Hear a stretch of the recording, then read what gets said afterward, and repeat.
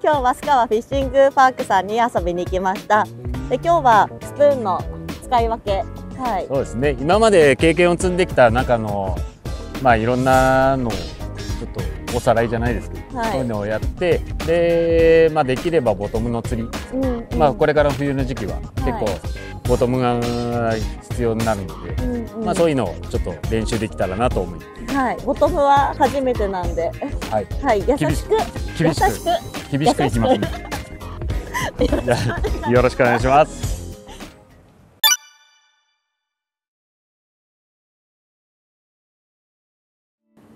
ではまずミューので、これはフォレスの定番スプーンなので、ミューの種類は 3.5、2.8 で 2.2 で新しく14が出て、でこちらの方でメインがやっぱり放流系のちょっと釣りになるかと思うんですけど、ちょっと魚が速いで、一応ができたことによって、若干スローのも対応できるかなっていう感じなので、これをまず使ってもらって、放流が入った時は 2.2 とか 2.8 を使うんですけど、今の状況だと 1.4 グラムでまず様子を見ていきたいと思います。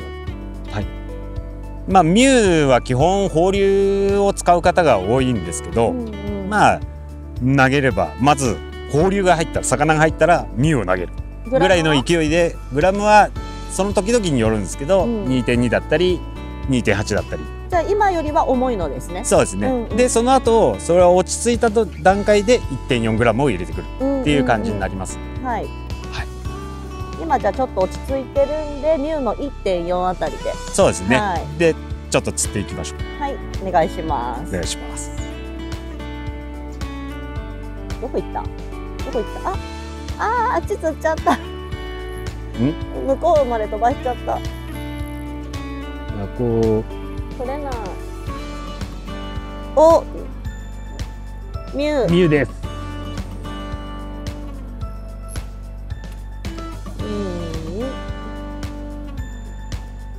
おいおい、すげえよ、ほら。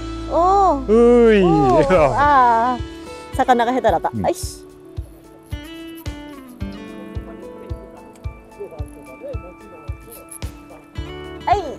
はい。楽しい放流。あ、大丈夫？取れちゃった。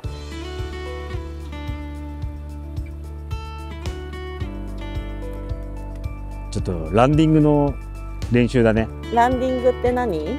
だからこのネットに入れるまで。ああ、そうなのよ。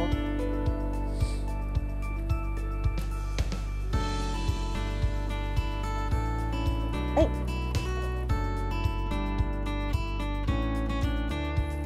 ちょっと大きいよ。ちょっと大きい。いつも。はい。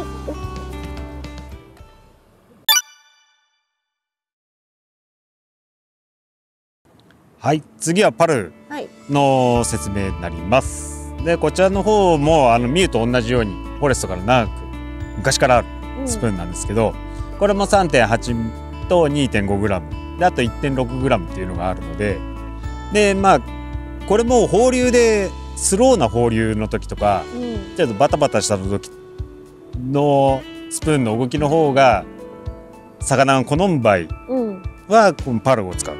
ミュー投げたら順番的にはミューパルみたいな順番ではないってこと？じゃなくて別系統。別系統なんだ。放流でもスローな展開の時とかは逆にパルの方が効いたりする。なるほど。っていうのがあるので、それはちょっと釣り場さんの魚の状況によるんで、であとパルの 1.6 グラムっていうのが結構スローに引けてレンジもキープしやすかったりするので、東山湖さんとか大きい釣り場さんとかで結構多用するスプーンなので、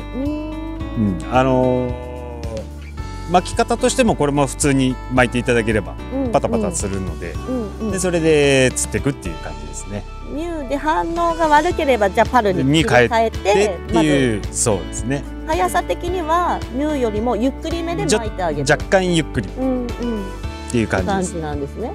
そうですね。パルの 3.8 とか 2.5 グラムの方はそこそこの速度で巻いてもいい泳ぎをするんで、スピード感というよりもその動き方、動きがミュウの動きじゃなくて、パルの動きの方がいいっていう。パルの動きはどういう動きなんですか？ウォブリングが強いので結構お尻を振るっていう感じなので、動きがパル、そっちを放流魚を好む場合もあるので、そういう時はパルを使うっていう感じですね。なるほど。はい、はい。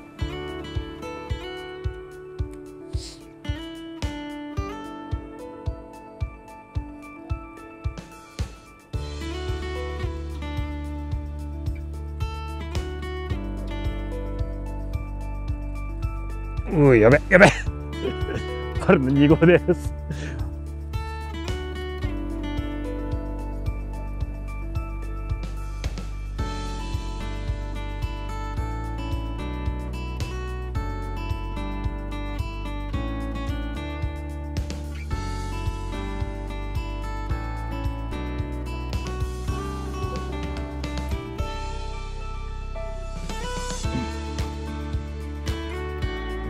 はい、パルの2号です。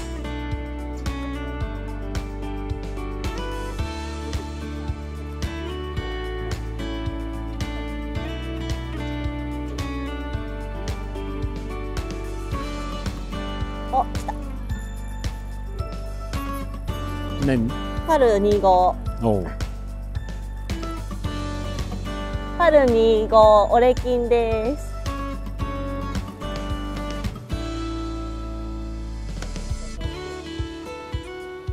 お、来た。はい。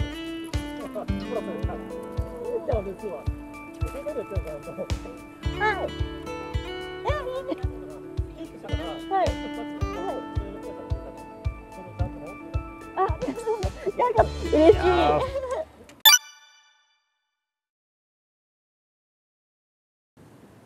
じゃあ次はファクターをやっていきたいと思います。ファクターは 1.8g、1.2g、0.9g 3種類あるんですが、でファクターの 1.8g は大規模ポンドとか、あと放流の残り、ミュウである程度取り終わったやつを今度ファクターの 1.8 とかで釣っていって、でその後釣り終わったら今度ファクターの 1.2 と0.9があるんですが、0.9の方が動きが強いんですね。強いのでまずファクターの0.9を投げて、でその後細かく取っていくっていうのはファクター 1.2 の方が取りやすかったりするので、意外ですね。なんか 0.9 を先なんですね。の方が、逆に取りやすかったりする場合があるんで、やっぱり飛距離を出さなきゃいけない状況であれば 1.2 を使ってもらうのがいいんですが、こういうちょっと小規模ポンドだったら、ファクターの 1.8 の後に0.9を投げて、動きの強いもので釣っていただいて、その後ファクターの 1.2 でちょっとファクター 1.2 の動きが弱い。なんか同じファクターでもグラムによって動き方がちょっと動きが違うというよりもその水押しの力が違うので、そういうのを頭に入れてもらって、これから放流ラウンドとか戦っていくときに、それに流れをちょっとやってみるっていうのもいいかと思います。まあ引き方はこれも普通に早巻きでもいけるんですが、1.8は早巻きでいけるんですが、1.2 と0.9に関してはだんだん巻くのはかなりゆっくりめに巻く。じりじり。そうね。っていう感じで釣っていただければと思います。はい。よ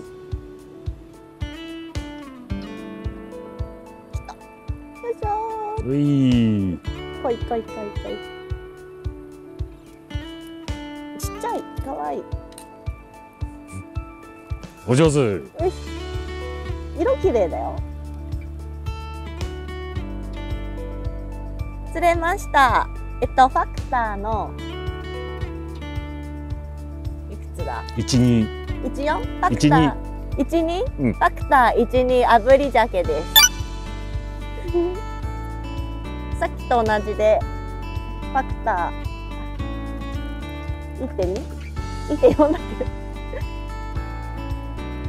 1.2 やっぱファクター 1.2 の炙り鮭よく釣れてます。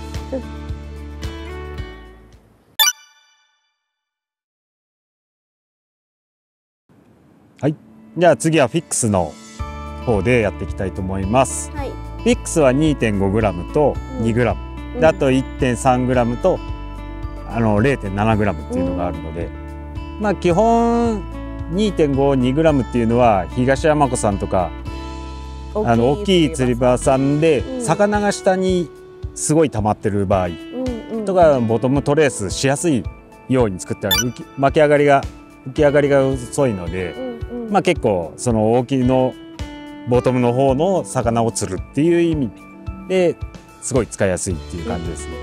でフィックスの13と07に関しては、まあ13はまあこういう小規模なところでもオールマイティに使えるスプーンなので、あと 0.7 グラム、こちらの方はもう表層の魚を釣るのに結構適してたりするので、で巻き方はこれロッドの角度でちょっとバランスずれたりするので、まあロッド角度を一定に保ちながらやるとレンジキープしやすいっていう。じゃあ表層を狙いたい時はもうずっと立てた状態で、立てたというよりも普通に巻いてくればっていう感じです。あんまり立てすぎると今度泳ぎ方がちょっと変わるので、だから普通に13とかでもそのままの角度で同じスピードで巻いてくれば、そのレンジをまあ多少はもちろん浮き上がるんですけど、まあそれなりの浮き上がりを抑えて、でちゃんとアピールして釣れるっていうスプーンです。アピール力はどちらかというと弱い方。そうですね。大きな魚とかで 2.5 グラムとかでもやっても、そこまでバタバタするわけではないので、その魚を長く取れるようにっていう感じですね。なるほど。はい。ではやっていきましょう。はい。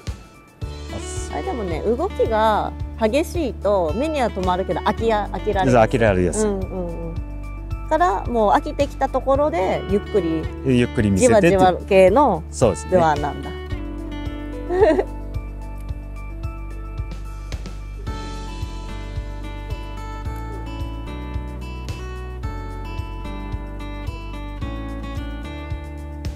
さあ、よろしい。はい、フィックスの 2.5 グラムです。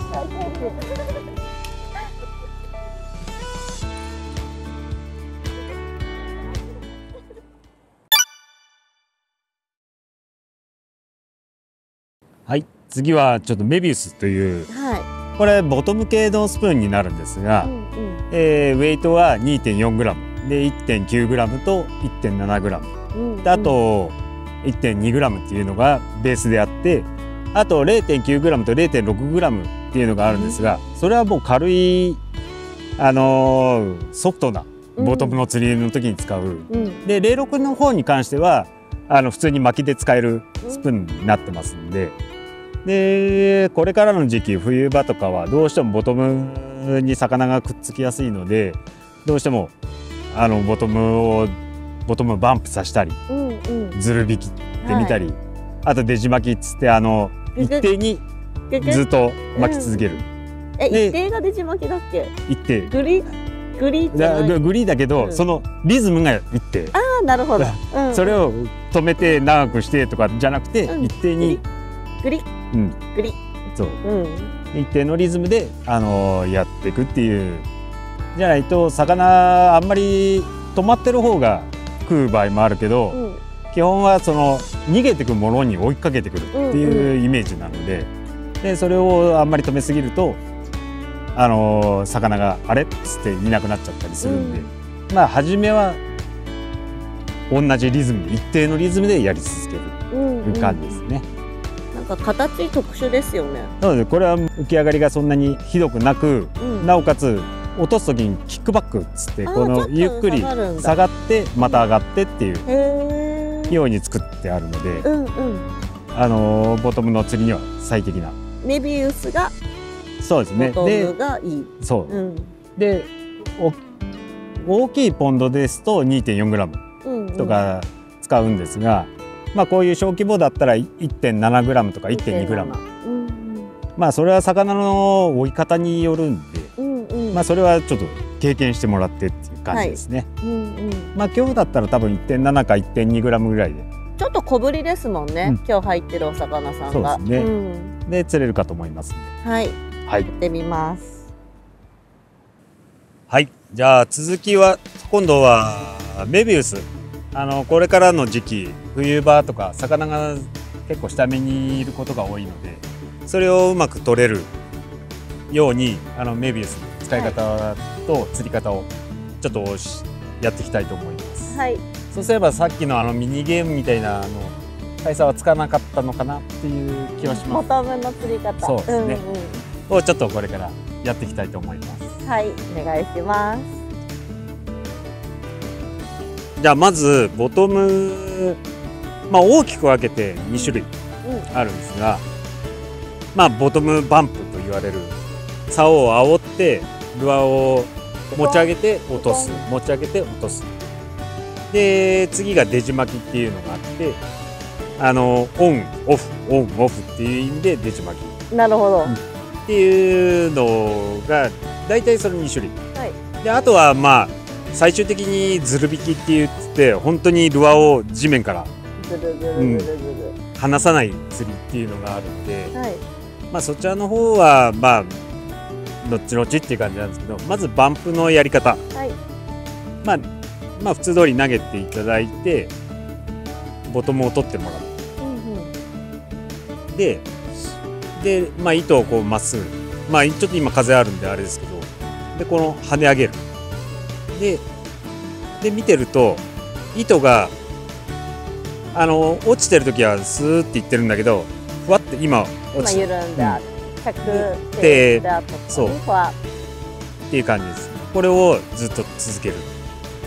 ずっとやったら巻いてつくのを待ってピッと焼いたら巻いてつくのを待つっていうやり方で、これ結局魚がすごい跳ね上がってる時が食う時とちょこっとしか跳ね上がらない方がいいっていうのと、その時々でちょっと変わるんで、よくやるのがこの初めを大きく跳ね上げといて、でだんだん細かくしていく。で初めのうちに魚にこの下にありますよっていうのを見せるために大きく跳ね上げといて、でだんだん魚が下を見たなっていうタイミングぐらいで今度ちっちゃく、もう食わせるタイミングで跳ね上げてっていう感じでやってみて。はい。おパリシッと。じゃあやってみてください。はい。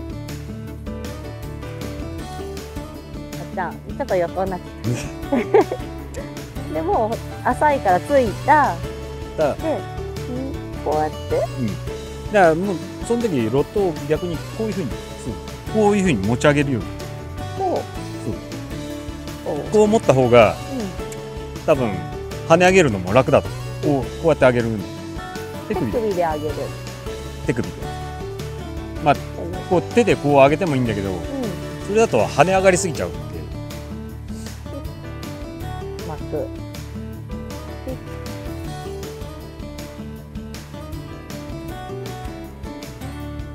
でちょっとずつ細かく。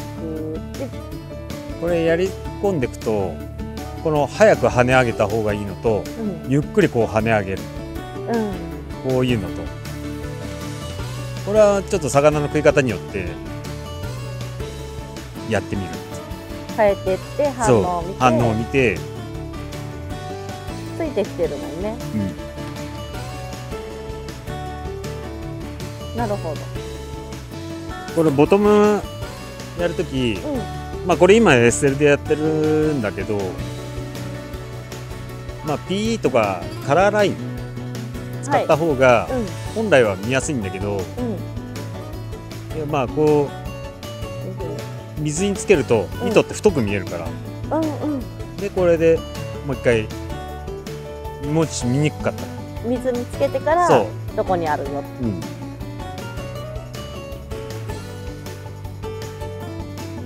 でバンプで反応がありませんでしたっつった時に、跳ね上げを嫌うんだなっていう時は今度デジ巻き、それはズル引きです。これだ。そうこれだ。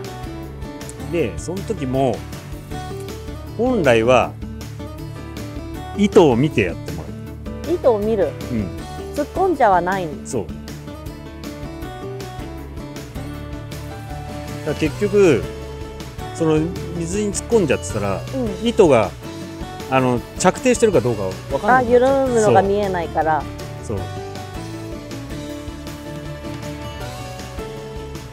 でこれも一定のリズムで。持ち方はじゃあいつも通りで。いつも通り。で今日みたいに風が例えば強い時とか、そういう時はこうしゃがんでその少しだけ糸を出す、でこれでやる。そうすると糸のたるみ方が見えるから。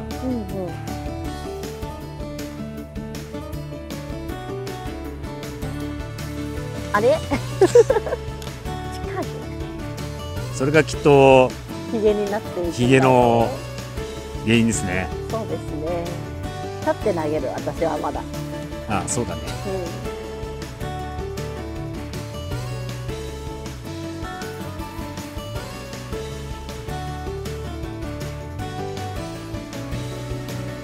まあこれが基本、ボトムの基本。ボトムの基本。レジ巻きとでまああとまあ応用編っていうのも変だけど、まあスプーンを本当にずる引き、ゆっくり巻いて地面をするように、そう浮き上がらせないように。障害物がない釣り場さんだったらできるね。うえー、バレた。まあ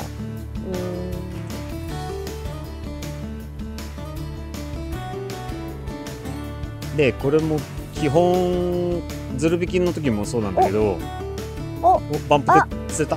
あ、来てるよ。あれバレたかな。来てるのかななんか違う。いや、来てる。それはすれがかりじゃないかな。変な感じがするのよ。でもそれは釣れてるよね。あ、いや、ちゃんと口かかってる。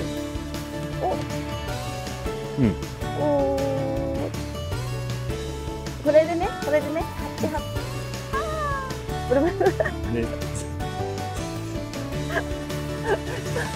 こっちを上げる。そうね。で、女性の方とか、まあ変なし、ね、手が短いって言いたい。手が短い。その時はもうここを持って、で、こうやってこう引っ張ってネットに。はい。でこう。でネット入れる。でリリーサーもそうすると今度かけやすくなるから。確かに距離が短いとやりやすい。だから釣れた時にある程度の距離まで来たらこっちのバットの部分を持ってでこう。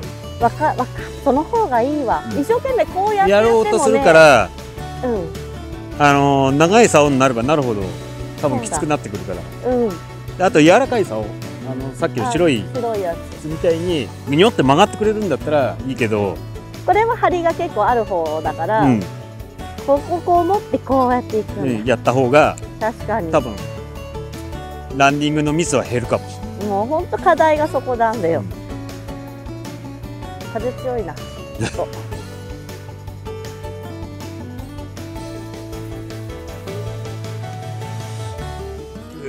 バレた。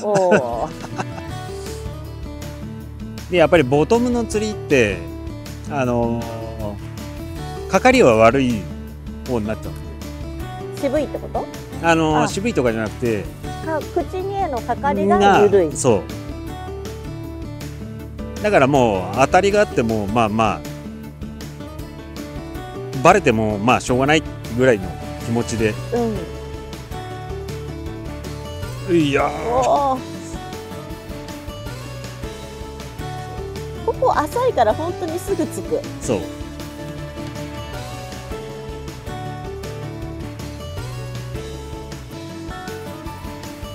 もうこういう来た。うまいね。俺のも釣られてる。あれれれれ。俺のも釣られてる。あ、キャッチとして認められないって。来た。ちょっといいんじゃないの？いいんじゃないの？いいんじゃないの？ついでだからランディングの。そう、練習になる。で、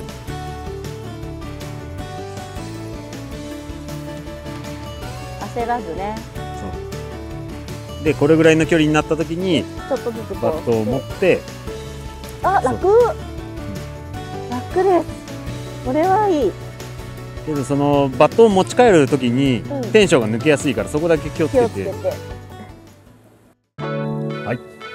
じゃあ今日一日、まあいろんなスプーンちょっと使って、はい、まあおさらいじゃないですけど、そういうのをやっていって、でまあちょっと最後にちょっとボトムの釣りをやってもらって、ボトムの釣りどうですか？